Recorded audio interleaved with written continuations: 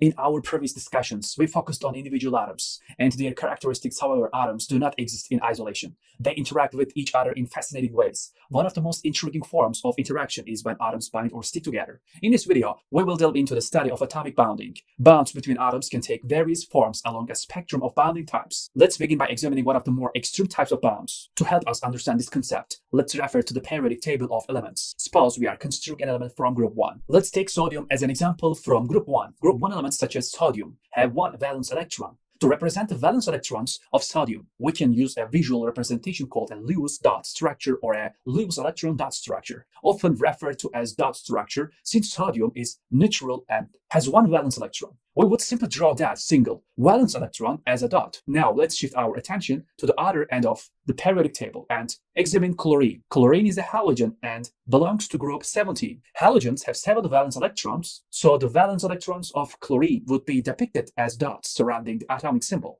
In the case of chlorine, it has 7 valence electrons, so we would draw 7 dots to represent them. It is worth noting that chlorine would eagerly accept an additional electron to complete its outer electron shell. We have also learned in previous videos about elements located at the top right of the periodic table, particularly the halogens like oxygen and nitrogen. These elements exhibit high electronegativity, meaning they have a strong tendency to attract and hold on to electrons. Now, let's consider what happens when we bring these elements together. Sodium wants to lose electrons, while chloride wants to gain an electron. So in this scenario, chlorine may take an electron from sodium. Now, in a real chemical reaction, there would be countless reactions occurring simultaneously with numerous atoms and molecules. However, for the sake of simplicity, let's focus on just these two elements. Let's imagine that chlorine successfully acquires an electron from sodium. As a result, sodium will become positively charged because it has lost an electron, while chlorine will become negatively charged as it gains an electron. Therefore, the chlorine atom becomes a chloride anion, indicated by the negative charge. The sodium atom becomes a sodium cation,